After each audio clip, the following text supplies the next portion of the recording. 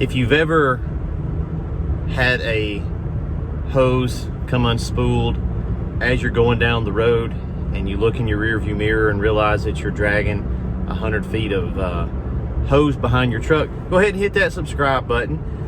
Get down in the comment section and make a name for yourself. We have some salmons down there, so you guys go in there and patrol them for me. So today's video, I am driving around looking for some trucks. We're looking for some company trucks. You have to be careful going into debt with a business, but you need some write-offs. Right at the end of the year, we need something that we can help with the tax burden. So I'm out looking for a couple of good trucks today for me and Mr. Wilkins to use as company vehicles. So the Tacoma may go away, guys. We may see. I really regret buying this truck because it's just not a full-size truck, and so I have trouble getting the skids on here and moving them around town, picking them up from the fab shop. So looking to get into a little bit bigger truck, not nothing brand new. But anyway, that is all besides the point. Today's video topic: my 3 worst business experiences from the time that we started the company full-time up to today. So we've had a few.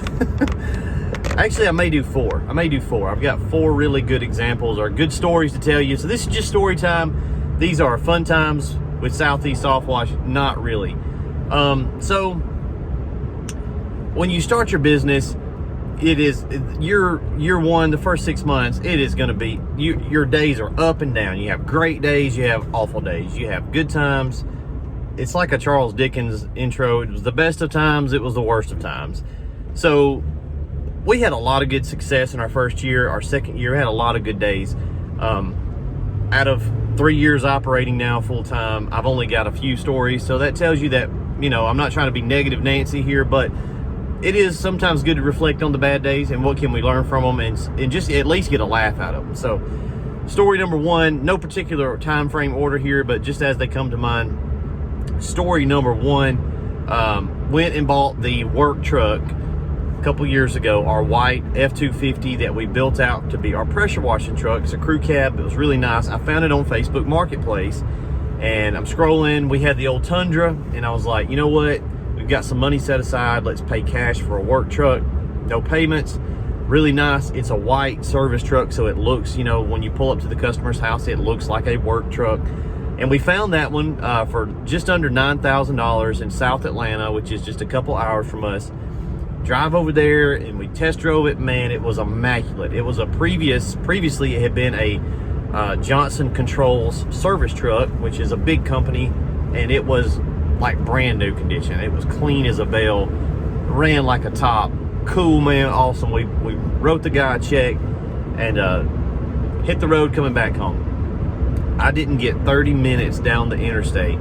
Check engine light flashing, the little wrench light flashing. I coast over to the side of the road, got no power, and I'm just like, what the frick is happening? Barely made it home. I got it back to town, got it home, and I was like, man, let me put some 93 gas in it. Maybe, I'm trying to look on Google. I'm trying to like, what the crap, pull over to, I'm just trying to get home, figure out what the crap is going on with this truck I just bought. Get home, fill it up with 93, and it will not start. I can't even get it from the gas, get it out from in front of the gas station gas pump. So had to have it towed to the shop. Now, all it wound up being was a dirty mass airflow sensor. Cleaned it off. It's been running ever since. The only problem with that work truck is the air conditioner has a leak in it, and we have to keep topping it off about once a month during the summer. We have to go get the little, $29 thing of air conditioner charger, charge it up ice cold air for a month, and then it just slowly leaks out. So we've got to find out where that leak is. But in hindsight, it wasn't nothing. It was a $20 fix, but you don't know that on the side of the road, and you just wrote a check for not, like, you think you're doing something. You're like, man, we're making moves. You're buying us a work truck, paying cash for it at that. Good truck, good used truck. We're gonna be able to look a little more professional, and you're so happy. And then you don't even get it home, and it's broke down on the side of the road. And like, I can fix a lot of stuff, but on the side of the road, it's not a good place to be. So that was a horrible day. I was just mentally the mental crash, you know, you're up here and then you crash, and it's just so draining mentally. That was a crappy day. Story number 2, horrible day. When we first started, guys, I've been washing for 16 years, soft washing. I always used to go get the little small, like 2.3, 3.5 gallon a minute, 12 volt pumps at the local tractor place, and I'd go out and use them all summer long, batch mix style, make a bunch of money, soft washing, you know, put it up at the end of the summer, buy a new one the next summer.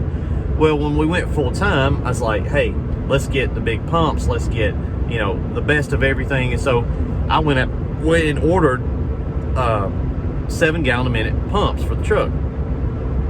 Well, I didn't know this at the time, learned it since then, that 7 gallon a minute pumps and a 1/2 inch hose don't work. So we were burning up pumps left and right. And in the middle of a busy season, I did not have time to stop and try to figure out what was going on with these pumps.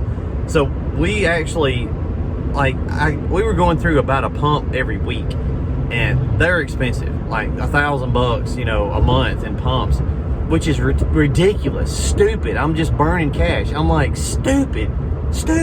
Now I'm looking back, well, what an idiot. But I didn't know what I didn't know. I literally did not know what I did not know. And so what was happening was the 7 gallon a minute pumps were trying to pump through a 1/2 inch line. They can't do it. It was burning up the relays, burning up pressure switches, just having problems. So we're out on a job. We're on a roof job. It's like an $1,800 roof cleaning, and we're like, all right, man, it's gonna be a good payday. We're good. I got me, Dusty, and at the time we had another guy, Mike Smith, who's a friend. He was working with us that year, and me, the business owner, I got to make sure these guys get paid. I'm scheduling jobs. I'm ordering bleach. God dang, now I got to keep up with these freaking pumps, because I thought Delavan. We were using Delavan Fat Boys. I was like, you couldn't get me to say a good thing about Delavan. But it wasn't them, it was just me not setting up my system the right way. So we're out here. We had put this pump on the day before. The $200 something pump. We get over there, I have no more spares. This is our last pump. We fire it up, we get halfway through the roof cleaning, and the pump dies. And when I say the pump dies, it's dead. Like, it's not the fuse, it's not nothing simple fixable in the field, it's a dead pump. Like, it burned it up, burned the relay out in it. And I'm like, what the frick? I can't even finish this roof job I need this paycheck to pay these guys. And dude, you just talking about the most massive headache. Like, I don't know what the problem is. I'm like, I see all these other guys, and they're washing, they're using these pumps. Like, what the heck am I doing wrong? So I got on the phone, called some people, figured out, and it was a simple thing, but you just don't know. Like, so, yay, we fixed the problem, but you're talking about a frustrating couple of weeks there trying to figure out what was going on. We actually stepped back to the 5.5 gallon a minute pumps. They're fine. I almost see the same performance out of those than the 7s. They're cheaper. They just work better on 1/2 inch hose. Nothing wrong with a 7. You just have to set your system up to run a 7. But you're talking about a bad day. That was a bad day. Story time number 3. Me and Dusty, this was like 2 years ago. We get this guy, he calls us, he's down in Columbus, Georgia. He's a business owner, older guy, very successful, got plenty of money. Him and his business partner, they want to get their commercial building cleaned. They want to get both of their houses washed, and then they want to get one of them on the lake house down in Columbus on Lake Harding. Like, oh man, that's a good week. You know, we're talking about like $5,000-$6,000. So we're gonna go. We got this whole week scheduled. We don't have to worry about booking no more jobs. You know, in my mind, that's a whole week that we're good. We don't have to worry about. We just go down here every day. We knock a house out. The next day we knock a house out. The next day we do their lake house. The next day we do the commercial building. So we finished up that Friday afternoon on I think the lake house was the last one we did. Super cool guys, super cool, man. We hit it off with them big time. Couldn't have been any better of a customer. We get to the end of the job, and it's like Friday at like 3:30, and we're rolling everything up. And they're like, man, everything looks so great. We got all of our property cleaned up, and you know, what do we owe you? I was like, well, here's the bill, you know. And they're like, oh, that's fine. That's exactly what we thought, you know, what we talked about. Cool. So he was like, all right, well, just invoice it to me, and you know, we'll cut you a check. And I'm like, what? We're standing there. I said, we need a check today. Like, this is, you know, we were planning on getting a check from you. He's like, oh man, I'm paying for this out of my company. you know, my business is going to pay for all this. And I was like, well, that's fine, but like, we need a paycheck for this week. This was back when we're kind of hand to mouth in it, you know, we're struggling. So we're doing fine. We got money, but it ain't like I wanted to sit on invoicing this guy. And it was just, he didn't understand what we were going to, you know, he was looking at it as a commercial deal. It really wasn't. It was 3 residentials in 1 commercial building. So, and it wasn't like he was trying to screw us. And he was like, well, I mean, I can pay you, but we're here at the lake house. I don't have my checkbook with me. I don't know what to do. And I was like, well, I guess, I don't know what to tell you. Like, I guess I'll just invoice you.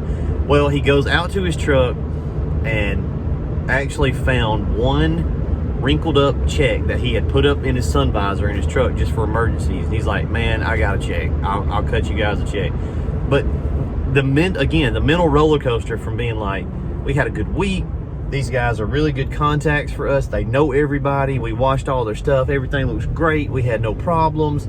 We're fixing to get a check for like $5 grand, down to boom, you're not getting any money. Then right back up to here's you a check. My brain was just boom, boom, boom. I'm like, oh my gosh, my head's gonna fall off. These are just, when you don't have money put back, you're really like counting on everything to go right all the time. So I highly encourage you to put some funds back just for things like that. It was not he wasn't doing that on purpose. He wasn't trying to screw us at all. It was just a misunderstanding and what was going to happen. So it was partially my fault because I should have communicated that to him on the front, right? We should have been very clear about what was going to happen on Friday when we got paid. But again, it was just not a fun time. That wasn't the worst one because that one worked out, you know, within a few minutes we were back okay. But man, it was like your emotions are just drained. You're like, oh, back to happy again. So story number 4, quick one for you here, and then we'll get off, let you guys have the rest of your weekend, not have to watch me all weekend. But guy back in the channel, one of my friends, Mr. Universe, he picked up a skid from us. Super good guy, man. We like him a lot. He's a great dude. So we were at the old shop. I think it was our last week at the old shop, and we've got the forklift. We're loading up several skids that day and like 2 trailers. It was a big day. It was a day that we had like 6 or 7 pieces of equipment going out. We get everybody loaded up one at a time. We've done our training day, and we're like, man, this is great. We're moving to the new shop next week. Look at all this, man. We're freaking killing it. Got all this equipment going out, meeting all these cool guys, and man. And then we go to put his skid on his truck, and the forklift won't crank. It's been running fine for weeks and months and weeks and months, and everything's good. And we've got this last one, and it will not freaking crank. It will not freaking crank. And we're standing there. It's like 7 o'clock at night. We've got this customer who's bought this skid, who's drove up from Florida to get it, and we look like a couple of jackasses because we can't load the thing up because our forklift won't crank. And we're in a rinky-dink little town. It ain't even like there's somebody around that I can call and be like, hey, dude, can I borrow your forklift for a bit? There ain't one. And so we're standing around like, what do we do? You know, what do we do?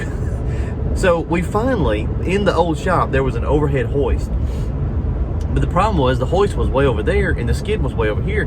We finally picked up the skid, found some pieces of fence post pipe in there, put the skid on the pipes, rolled it and turned it and rolled it and did it like pyramid style, like move the pipes, you know, staggered them out, and we roll it a little bit and it'd fall off the pipe. Then we pick the pipe up, move it, pick it up, roll it another 2 feet, and we finally got it over there under the hoist. Found some straps, picked the thing up. I'm like, oh my God, is this hoist even gonna pick this freaking skid up? I don't know what it's rated for. It's like, it looks big, it looks like it would do it. We're like, Jesus, please don't let this thing fall. We pick it up, he backs his truck up under it, and I'm talking about like his truck had no room. The skid just barely fit. It was a step side truck. It barely fit in there. We actually had to take the pumps off and remount them higher to get them to clear the bed rail. So we go from having this really good day to this bah. And fortunately, he was an awesome guy, and he was, you know, he was understanding, and he was right there with us trying to figure out what to do. And we talk, you know, occasionally. He's a good guy. He's down in Florida. He was, like I say, he was a former Mr. Universe winner, a bodybuilder guy, super cool guy. But man, it was like, I looked like an idiot I got this customer, and the worst thing, guys, is like, I try to spend the money to not have problems. Like, I buy a forklift. I service the thing. Like, I don't have janky crap. Like, if you have janky stuff, expect problems. Like, you're gonna have problems. But I've always been the type of guy that's like, let me just get a little bit nicer, whatever it is, so that I can maybe avoid some problems in the future. And it's like, nope, you're still gonna have problems. So I had to get the forklift company out there the next week, spent about $1,200, new spark plugs, new wires, new everything, went through it. The thing has not skipped a beat since then. But what aggravated me so bad about it was not like the forklift had been giving us trouble and I had just been pushing off repairing it. It had been running fine. And it wasn't like that day that it just like gave us a little trouble. It just died all at one time. So you don't know. You know, I couldn't even blame myself, because like, if it had been acting up and I had been putting off repairs, that's on me. But the stupid thing just gets demon possessed like all at one time and just breaks down. So as a company, like, you're like, so now I've got to buy like 2 forklifts just to always have a spare, just so we don't, you know, like, how do you solve this problem without spending $1 billion to just have 2 of everything? It was so frustrating, so frustrating. But anyway, guys, that's 4 horror stories, bad days that we had. Now, there's a lot of people that have had a lot worse days than that, and I'm making a video about it, but there's a lot of folks that would trade their best day for my worst day. So I'm grateful for where I'm at in life. Your biggest problems, a lot of times, the days that I've had really bad days, I know there's folks that would love to be me. So, and then there's other people that I look up to that are further along in business. But when you start a business, it's going to be stuff like that. It's going to be good days. It's going to be bad days. You just got to take your licks, man, and keep on going. Keep grinding. Keep pushing it out. When you have problems in the field, fix it and move on with life. But here's the thing. Put some money to the side. When you've got $5,000 in a savings account, you sleep so much better at night, because you're like, okay, no matter what happens, if my pressure washer bites the dust, I'm going to be okay. I'll be able to get back up and running the next day, minimize my downtime. So keep you some reserve emergency funds in stock. Like, you got to have an emergency fund, man. That way you're not screwed. If you're gambling every day and you're just hoping nothing bad happens, something bad's going to happen eventually. I mean, you're going to have a bad day. We were cleaning a fence one time. I guess this is story number 5, and I'll let you guys go. Now, this is a point where we're doing better. We got a little bit of money set aside. We're cleaning that big mile-long vinyl fence in the old Tundra, and I turn around and look, dude, and my back tires are about to explode. I'm like, them tires don't look right. And so that day, we had to go buy, because we had the big tank, we filled it all the way up, cleaned that fence. There's a lot of weight, and those tires were just old, and they needed to be replaced. So that day, I spent $600 on 2 brand new tires for the rear of my truck. They're BFG all-terrains, mounted balance, $600. Yeah, that ate into that week's profits, but it didn't really matter, because at that point, I had a little bit of money put back. You have to plan for those things. Failing to plan is planning to fail. Hope you guys have a great weekend. Let's go see if we can find some work trucks to use for the business. Make a good financial decision there. You gotta be smart when you do stuff like that. You don't need to go into a bunch of debt for silly things, but sometimes you do need to buy something to have, if you're getting usage out of it, it's making you money. So hope you guys have a great weekend. We'll check in with you later, guys. Peace out.